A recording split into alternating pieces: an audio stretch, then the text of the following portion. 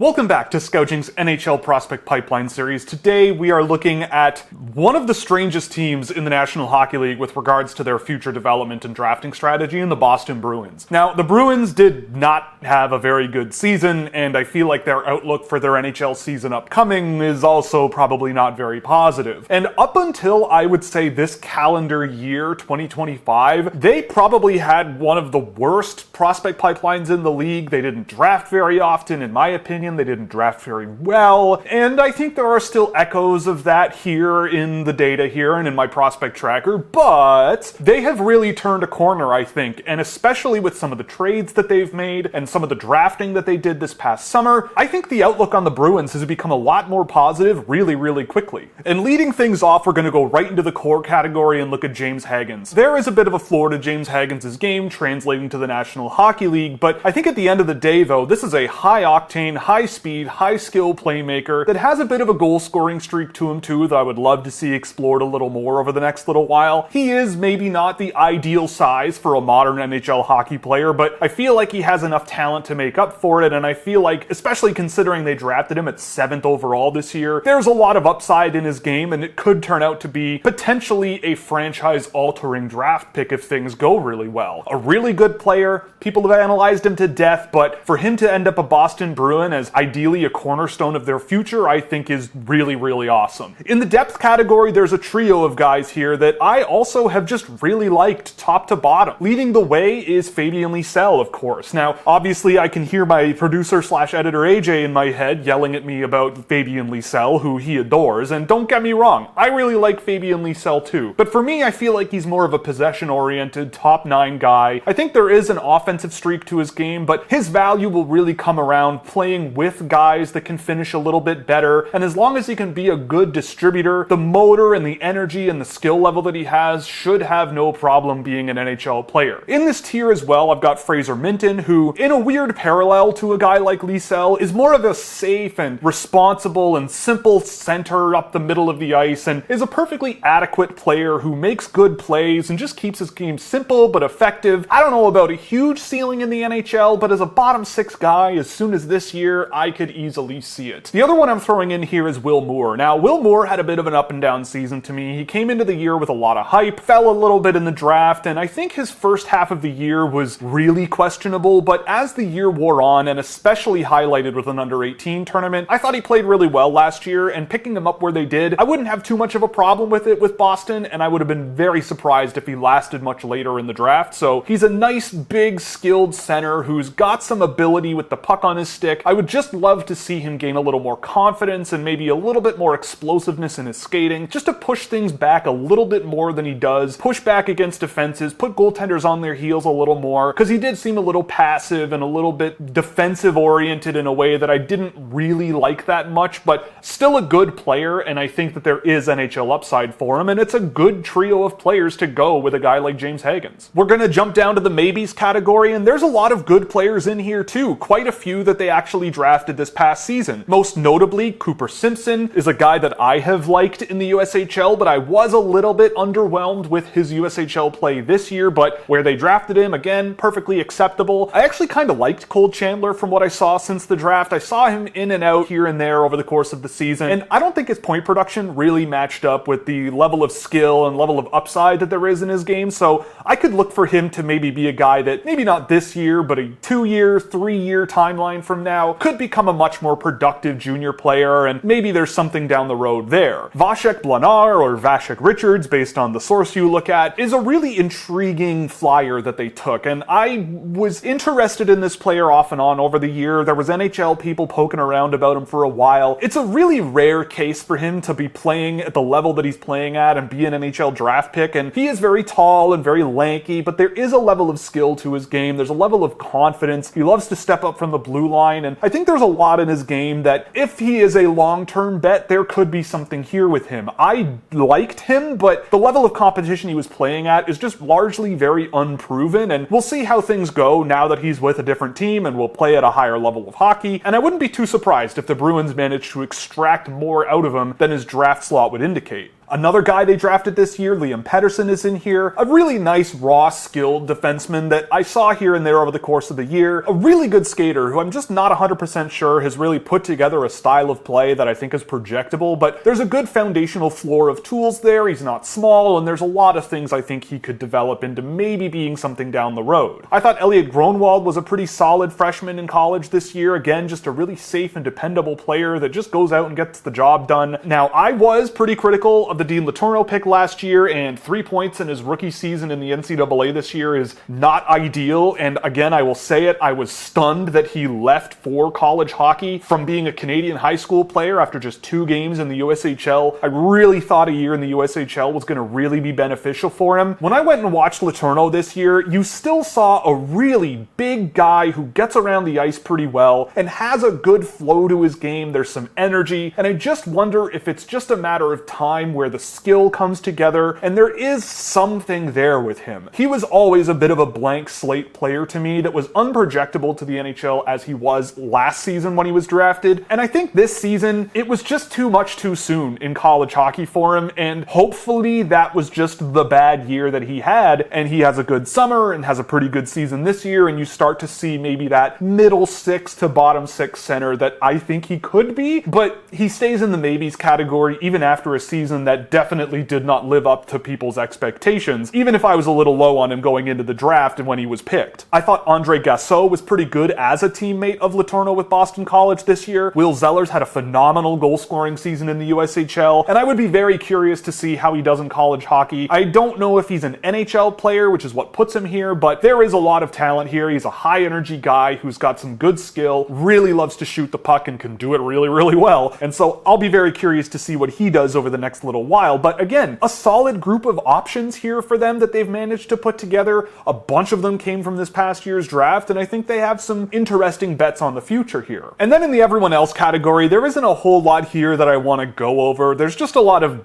dudes that they've picked over the years that I just feel are very limited upside, and maybe Loka Johansson is a guy that I've liked here and there as a defensive defenseman. He was solid with Moncton this year. I thought Jackson Edward looked okay with Providence this year, but nobody here really moves the needle enough for me to really get excited and put them in the likelihood of being an NHL player. But there are some gigantic guys here that maybe they turn into something. For example, Christian Konstantinsky maybe. But honestly, the turnaround for the Boston Bruins over the last 12 months or so in their prospect pipeline has been really, really notable. He is a little old for this prospect pipeline series, but they also went out and added one of my personal favorites in Murat Huznadinov, who has already been making waves with Boston Bruins fans and endearing himself to them just as I knew he would. So there's a lot to like about what the Boston Bruins future might look like. We're not there yet, and I think there is more of a bottom to go for the NHL team before they go somewhere, but I think the 2026 draft is looking pretty decent. Who knows what they're going to look like in a few years, because there's a pretty good foundation here. I'm giving them a 1F. I think all things considered, there's a really, really high ceiling with a lot of the guys they picked, but I think there's a very wide range of outcomes with a lot of these guys. There's a little more certainty for me in guys like Minton and Lee Sell, but beyond that, there's a lot of guys where I just didn't see it right now, but maybe it could come in the future, and that's kind of what gets a bunch of these guys on the list pretty high for me. I'm really excited to see how things go. I hope that the direction they've taken in 2025 is the direction they continue to go, because I think that's the right way to go these days in hockey anyway, but we will see. An interesting group of players, surprisingly good considering where they were just a year ago, and I'm really curious to see how everything works out for the Bruins over the next little while. And with that, we're going to call it. If you liked the video, definitely like and subscribe. If you really liked it, definitely consider a subscription over at Scouching.ca, where you can get access to all kinds of fun data tools and our Discord server, and plenty of other fun stuff that you're just not going to find anywhere else on the internet. So check that out at Scouching.ca. Thank you for watching, and we'll see you in the next one.